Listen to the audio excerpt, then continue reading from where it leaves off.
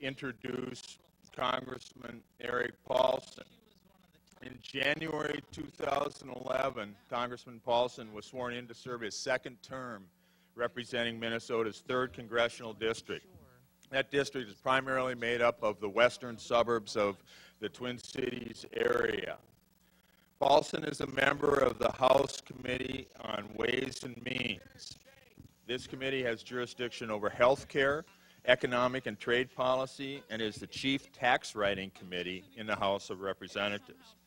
He supports pro-growth initiatives and believes that open markets are the key to a strong economy.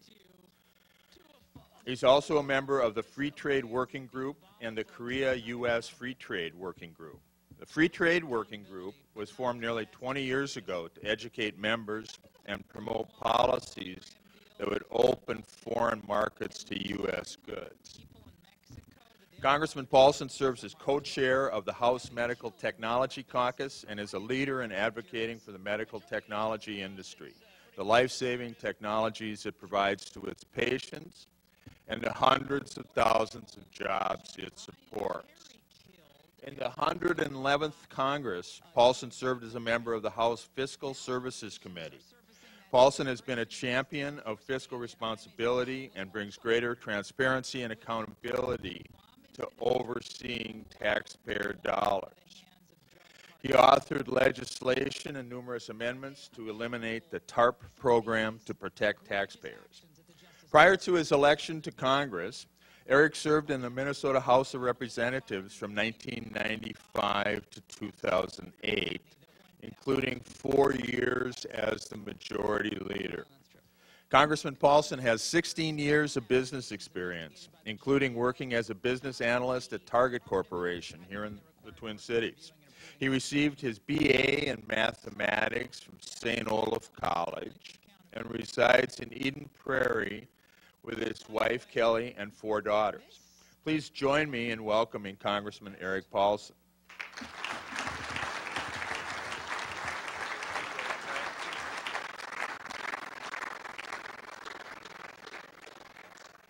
Well, it is good to be with you this morning, and one legislator here, John Benson. I like the Jen Olson joke. That's pretty good. So it is good to be with you, and along with the county commissioners and elected officials who are here. And let me just start by thanking Greg as chair of the TwinWest Chamber on the board, and also your Government Affairs Committee.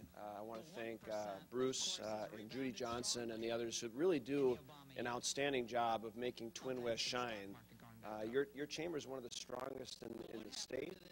You're active, you're visible, you've been probably one of the most influential chambers, I should say, in terms of your participation in encouraging your members to reach out and contact elected officials and talk about public policy. I think of the Grow Minnesota initiative that you were active and participated in, not only with the Minnesota Chamber, but with 45 other chambers, and collaborating with the Department of Economic Development about making sure that local businesses remain and expand here in the state. And then, of course, you're committing to encouraging people who work in the community to stay involved in the community, to give back to the community through your Emerging Leaders Program. And I remember last fall, I conducted a women-owned small business tour, went throughout the district area here in the western suburbs, and part of that was just to hear the stories of what inspired some of these women to start their own company, to start their own operation, hear those stories, try to encourage other women to embark on a similar venture. And several of your members, some of them maybe even here today, were great participants in that. And so I guess I should mention this, I've actually visited over 260 different businesses while I've been in Congress, and it's been very eye-opening for me, because I'm always in this sort of listen and learn mode. You know, I don't have all the answers. I have a lot more questions than answers, in fact, and I will share one other example. I've worked with Medica and Health Partners and some of the Minnesota healthcare companies that have talked about preserving the ability for Minnesota seniors, beneficiaries, to have access to these cost contracts that are expiring. And so we've been able to actually draft legislation and do that bipartisanly with the delegation, thanks to the input of your members. And so I want to just give you a lot of credit for being strong and making a difference, I guess, in public policy. I could talk about a lot of different things. I know we'll leave some time for questions, but I do want to touch on a couple of quick issues that I've been focused on, primarily because of my activity in the Ways and Means Committee. The economy is getting better. There's no doubt. It's getting better. We still have anemic growth, unfortunately. It could be doing a lot better. We were hit hard. You were hit hard.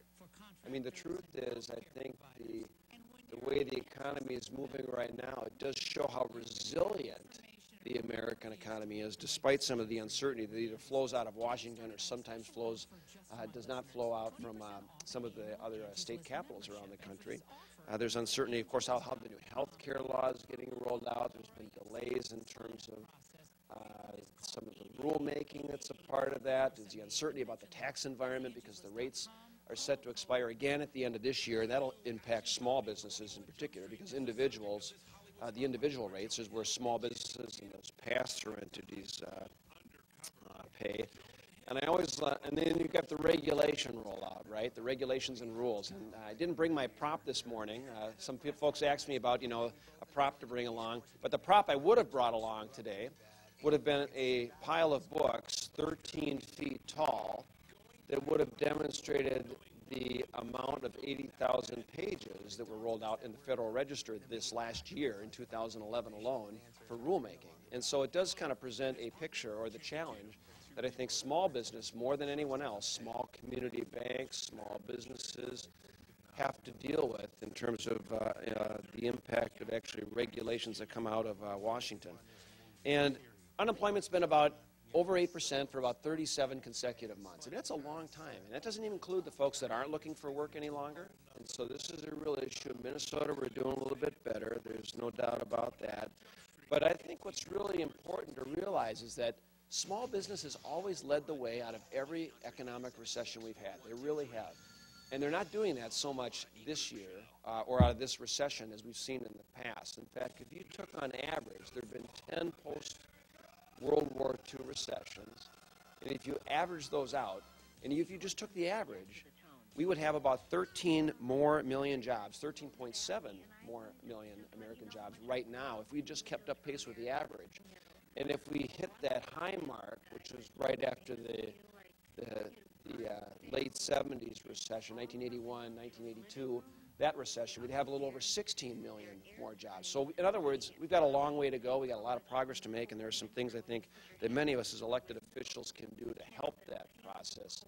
I know in the House, we've actually passed on a bipartisan basis, I will add, close to 30 different bills that have various impact on rolling back regulations, addressing some tax issues, and also addressing the energy issue, which I'll talk about in just a second in terms of higher energy costs, and making some progress there. And a lot of these are just sort of languishing in the Senate. Our House members can joke about the Senate here in Minnesota, too. Sometimes there's a cultural difference in terms of one body taking up bills and the other not.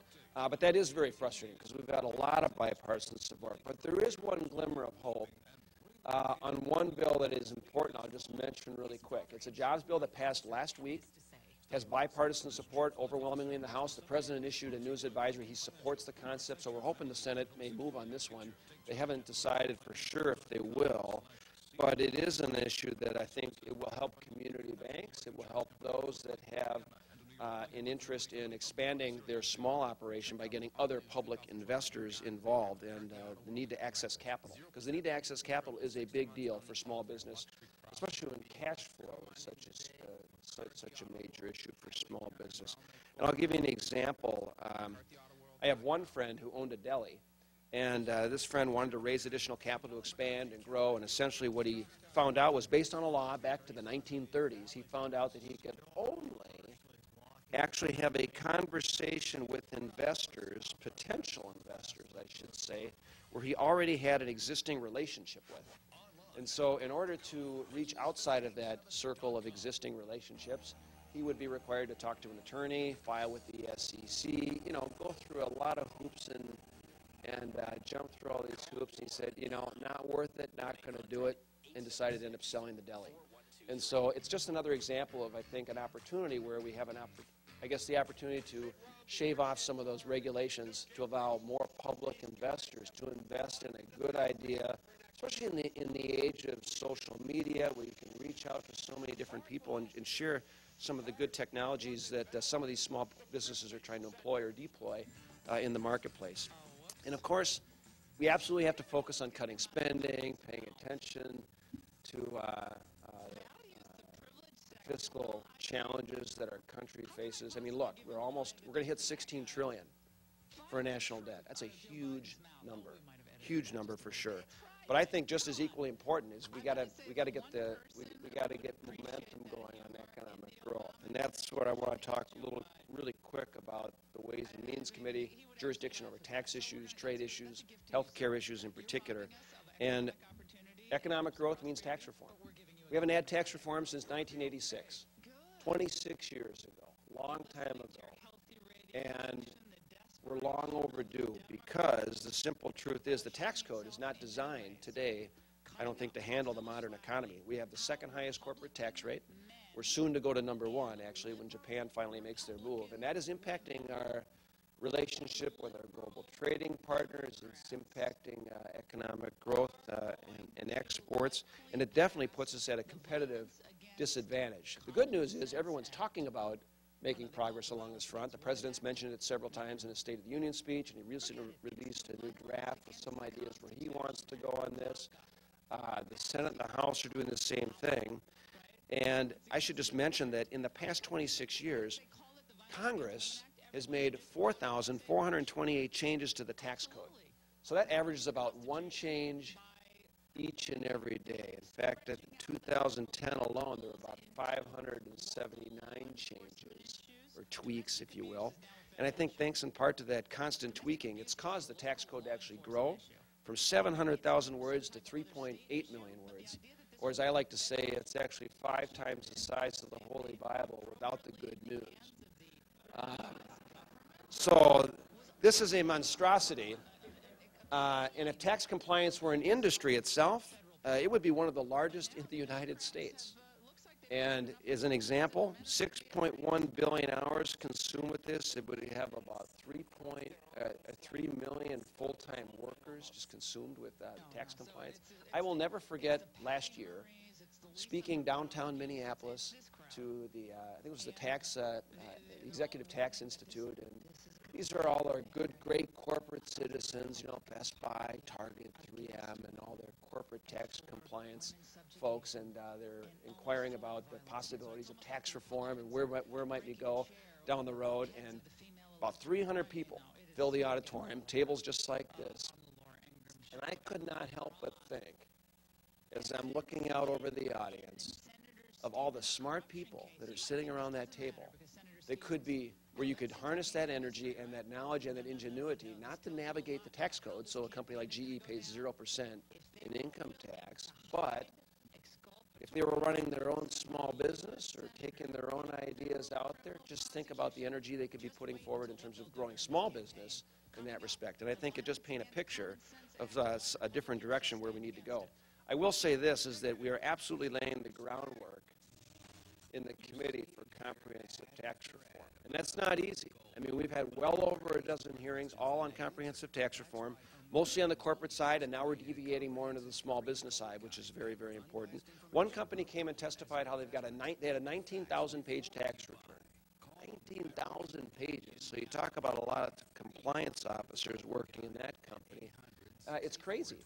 And I feel optimistic about the groundwork we're laying, and here's why. For the first time in, I think, 70 years, we've had joint hearings with the Senate. And this gets into the intricacies of debt versus equity financing and some of these, you know, boring, mundane topics. But they're important, and I think it's important because you've got the leader in the Senate of the Finance Committee and the chair of the House Ways and Means Committee talking, not throwing cold water on each other's proposals, and that's been the practice for the last year.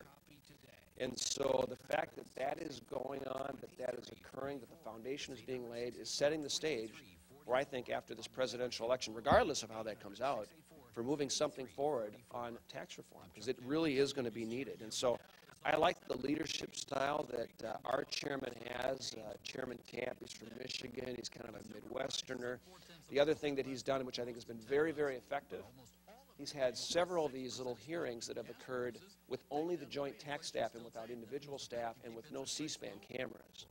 And I will tell you that the conversations that take place in that room are very different when you remove the C-SPAN camera from the room. Now, there's still disagreements, about different policies, et cetera, but it is a healthy environment of bridging some of the gaps and then moving forward in some sort of a consensus model in a different direction. And so, I'm a strong believer in lowering the tax rates, broadening the base, eliminating a lot of special carve-outs and loopholes that have been a part of, I think, making the tax code a lot less simple, less fair, and ultimately, more importantly, less competitive. And in the end, I think you just really do have to have a tax code that promotes risk, hard work, achievement, production, innovation, and savings. And that is absolutely the direction to go. And so I think we've done some really good things with some of our leaders. And the companies have been pretty unanimous, I will say, in terms of the testimony we have received. They've talked about starting with that blank sheet of paper. They would much rather have the certainty of knowing where a tax rate's going to be for 5 years out, 10 years out, and then that's how they're allocating their capital for 5 and 10 years out. They're not doing it like Congress, which is always in these short-term thinking modes of, well, you're going to renew the research and development tax credit for another 6 months, or you're going to renew it for another year. And these companies would rather than have to figure out how to spend $1 million to get the benefit of $3 million, they just want that certainty. And so I think that's my direction where I want to go. And so we are laying that foundation for the next president to make a lot of progress. And so in the end, fairer, simpler, and more importantly, more competitive is the way to go. I want to talk real quick on trade because that was a success story. That was a success story. TwinWest was great. A couple of years ago, we did a little roundtable group with how small and medium-sized businesses could take advantage of more export opportunities, promoting South Korea Free Trade Agreement, Colombia, Panama, working with the local chambers, and it passed. Bipartisan support, hugely. The president's support, both in the House and the Senate, and the United States have been AWOL on trade for a long period of time.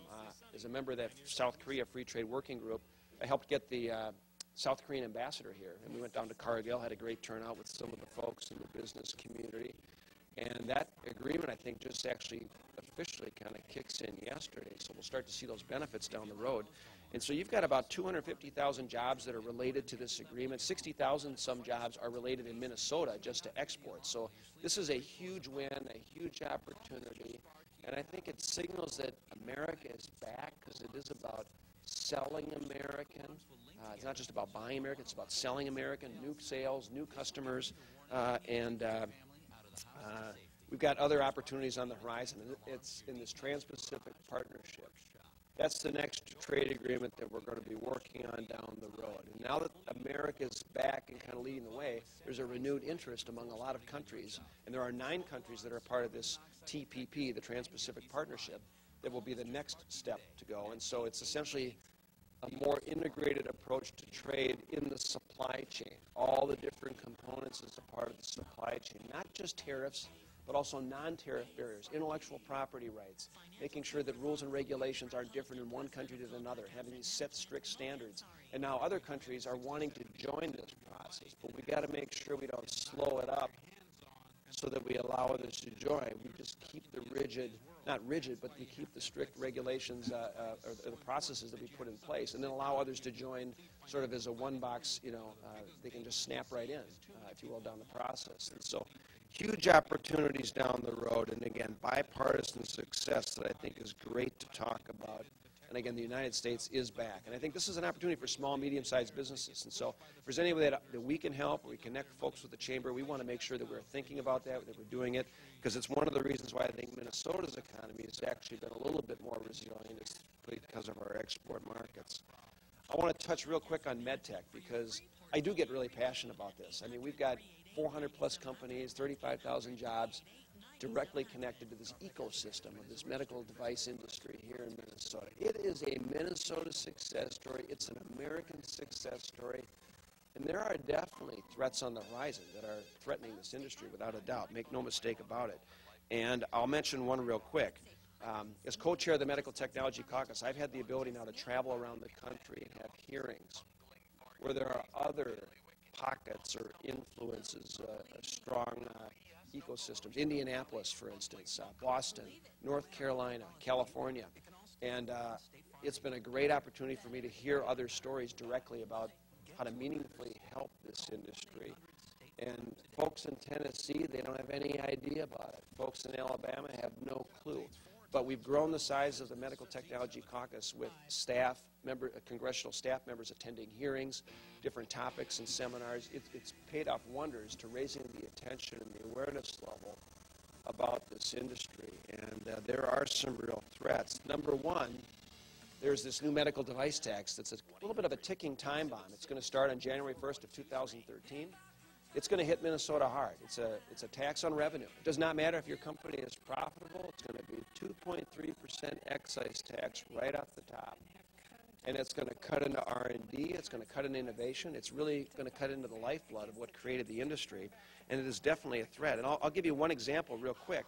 Because you all know the big titans of Medtronic, Boston Scientific, and, you know, they're the ones that might be voice their, you know, opposition to a policy like this. But I want to read just really quick a letter I got from a woman who runs her own small business. And she says, as the president of a woman-owned small business, many have the mistaken idea that medical device manufacturers are all very large, highly profitable companies.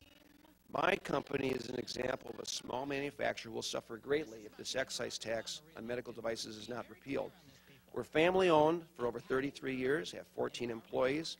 Our employees are paid an average of $36,000, and the amount of tax that we would pay is a little over $36,000. In other words, this excise tax is equal to one full employee's salary, and we're always developing new surgical products and improving our existing product line. This tax burden will drastically decrease the amount of funds that we have for R&D, and we will probably not introduce any new products during 2013 if this tax is allowed to go in effect. And so this is an example in that ecosystem of the effect that a tax like this will have. And so I've got 229 co-sponsors now bipartisanly to repeal this tax. And I think we're going to have a vote on this sometime in the House later this spring or early summer, I hope.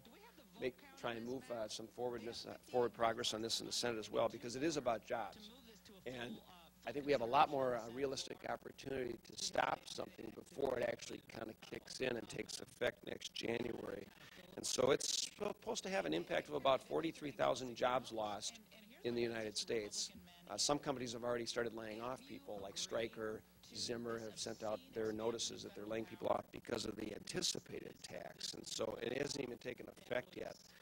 And then you've also got the FDA that has become less predictable, less reliable, less consistent in approving the device pathway. And I want to credit Senator Klobuchar, who heads the Medical Technology Caucus in the Senate. We've been working very closely on helping streamline and modernize the FDA approval system, not to make it less safe, not to take away the rigor in the approval process, but to making sure that it's all relevant, because a lot of companies are having great difficulty with the goalposts getting moved in the middle of their device applications. That's where the frustration comes in. So we've got a series of bills that are moving forward in the House and in the Senate that are going to be a component of an agreement. Hopefully that'll take place prior to the middle of summer in moving forward to give more predictability. And that'll be bipartisan as well, which is really, really critical.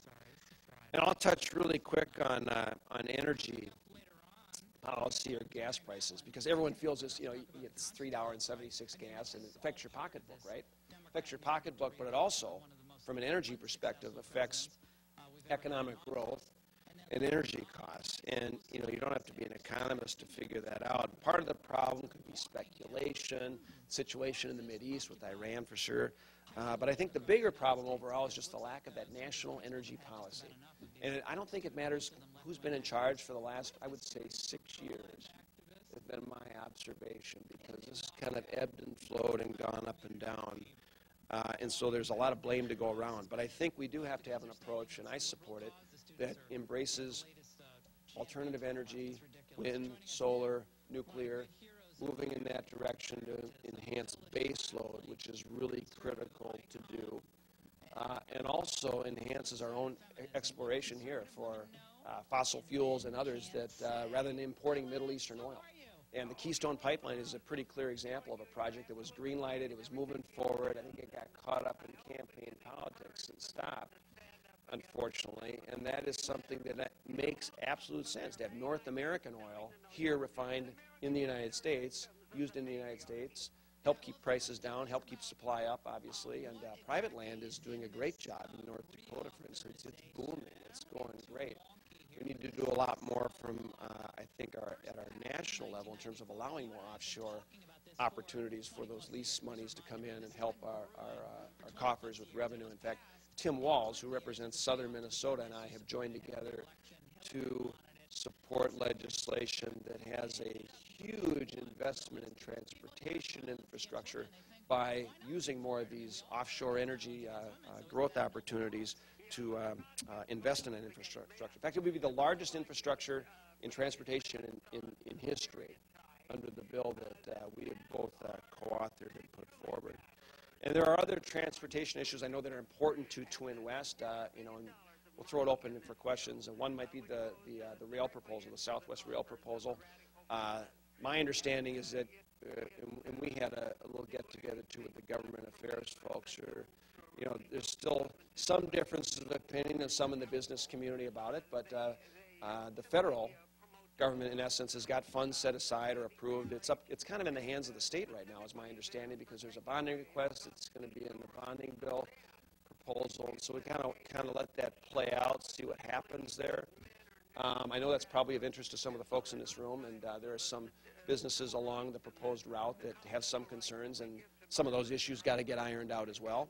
And hopefully there will be some consensus, I guess, as that kind of moves forward. But, the bottom line is I really want to pledge to you my continued time and attention and effort to being a voice for small business. And, again, you reflect a lot of what those needs are, because you're so active in public policy, you're at the state capitol, you're an engaged chamber in each and every way. And, there's only so much we as elected officials, whether it's at the state level or federal or county, in the end, it's creating the environment that allows you to grow and expand that is really key.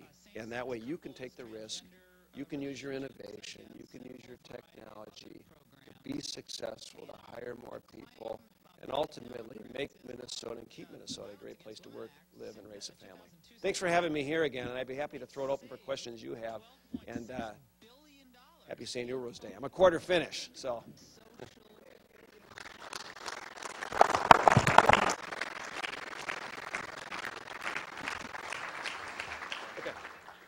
We've got some time for questions. Bruce has got the microphone, so if you've got a question, get Bruce's attention and see what we can talk about here. Yeah, I'm not going to do karaoke. Thank you, Joe.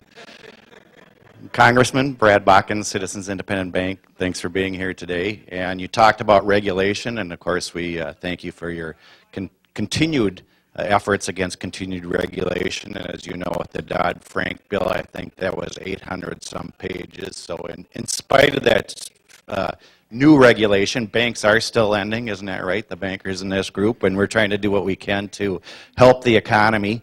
On kind of a broader scale, question is, we kind of can see what debt, I want to know what's going on in Congress right now for serious efforts and bipartisan efforts to reduce debt. We can see what the debt crisis in Europe has done, not only in Europe, but to our little bank, or our little businesses here in the Midwest and the western suburbs of Minneapolis, and how that kind of has just this global effect. And I was just wondering, you were just talking a lot about bipartisan, some of the new bills that have come out that have had bipartisan effort, but what is doing and what meaningful is happening in Washington to look at the debt crisis? Yeah, let me just tell you what's going to take place in the next couple of weeks in the House, is that the House will pass a budget. You're obligated by law to pass a budget. The House will do that next week. And the details are going to get worked out this week. It will cut trillions, and it will be a plan or a path that will actually pay down the national debt. Now, it won't start doing that for like 20 years or 25 years, because you've got to turn the corner. It's been going up so dramatically. We're doubling it in 5 years, the national debt, tripling it in 10. And so exponentially, it's going like this. You got to get it back down like this. And we've got time to turn the corner, but we got to be paying attention. The simple truth is you can't spend more than you have, and that's been going on for far too long. And both sides are to blame for that, certainly. What's interesting is I'll talk to some of my colleagues, the ones who have been around for a while, and I say, aren't you concerned about the level of spending, the level of debt? And this was more of a year and a half ago, and there were several that said, no, we've been through this before. We'll grow out of this. You know, it kind of comes and goes. And I don't think it's like that. This is a serious, significant issue that is a threat to our national security. I mean, Admiral Mullen said the same. This is the #1 threat to our country. You know, and he's in national defense, and he's thinking about this. And so it is a big deal. And so that's why the budget we're going to pass now is going to be very aggressive. It's going to lay out some of these part of this pathway. Now, the Senate is going to take a different approach because they're not going to pass a budget, from what I understand. It's been over 3 years since they passed one. And I had a lot of people that asked me. It's interesting. I did a little Congress on the Corner event in Plymouth the other day, and a few dozen people showed up. And there was one gentleman said, how can they not do that if you're required by law? You know, and maybe the penalty is, you know, you don't get paid if you don't pass a budget. You know, that there needs to be some sort of a penalty, actually, if you're not following the law. And so it's part of the frustration I have, and part of it is a difference in philosophy between the parties on some of the issues, because I think the stimulus was way over the top with $1 trillion, and that was a big part of it. So you've got $4 trillion deficits in a row, largest in history, at over $1 trillion in a row. That's all put on right on top of the national debt. You could double everyone's income taxes. You wouldn't even get rid of the deficit in 1 year. So it does show how great of a problem it is, and we don't want to be like Greece. We don't want to be like Western Europe. And I think more folks are paying attention, and this is a highly educated group. Folks in our district are very highly educated. And I think the benefit here is I've noticed that folks who are seniors, who are paying more attention to this, they're actually more concerned now because of their children or their grandchildren. They're paying attention. And I think that's a great opportunity to turn the corner from an education level as well.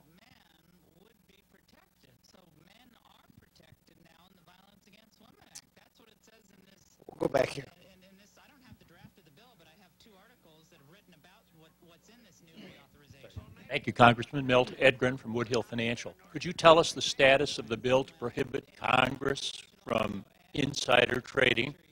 Oh, yeah. So there was a bill that was introduced. I'm a co-author. There are a lot of co-authors, actually, on prohibiting this insider trading. And insider trading is already illegal itself. This is actually would be a clarification to make sure that, you know, there are other penalties, disclosures, et cetera, all part of it. Passed overwhelmingly in the Senate, passed overwhelmingly in the House. I think it got caught up in some of the other issues in terms of actually getting this conference committee going. I think something's going to happen probably in the next couple of weeks, actually, because we had, you know, there's an energy bill on the floor and some other issues that they're getting ready to budget. Probably right after the budget happens in a couple of weeks, I think there's going to be progress. It's one of those issues where it's a no-brainer, and it makes absolutely no sense to even try to hold it up, to try to push it back. And so I think there's just, again, such strong bipartisan support, it's going to happen. And again, House and Senate have already done it, so I think it's just working out some details. In fact, the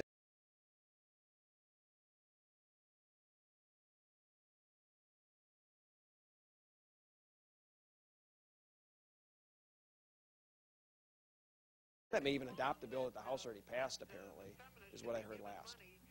Yes.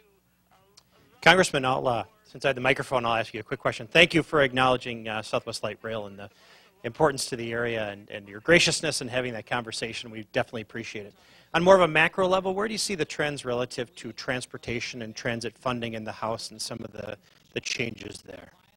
Yeah, you know, this goes back into the equation of sort of the frustration of short-term fixes versus long-term solutions. And you had transportation bills like the FAA reauthorization, just getting renewed periodically every once in a while. A lot of success recently. It got renewed for a long period of time. I can't remember, it was like a couple of years. And a lot of reforms were made a part of that. I know that the transportation leaders are trying to do the exact same thing with the highway component now and highway transportation. So the Senate just passed a bill that goes 2 years.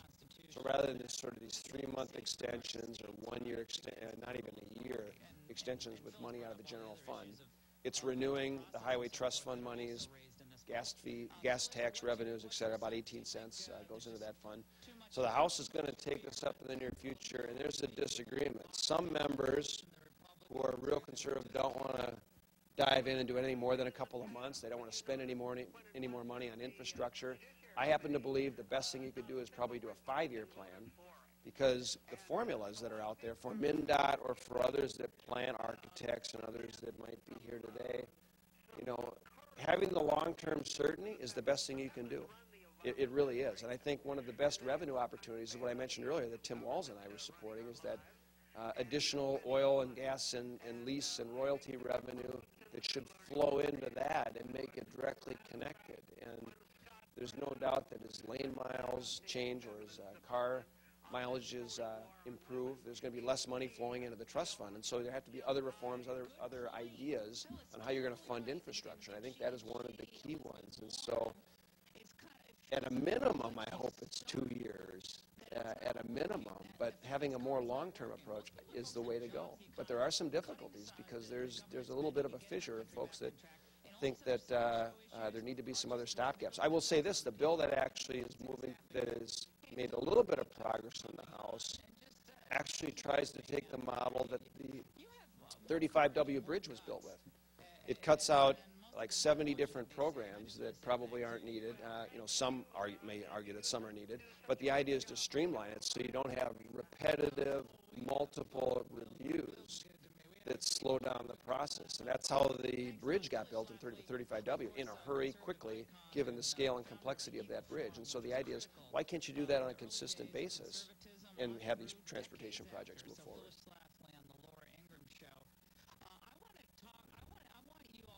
I think we're going to wrap up here. I appreciate very much, Congressman, your attendance here today. Appreciate it very much.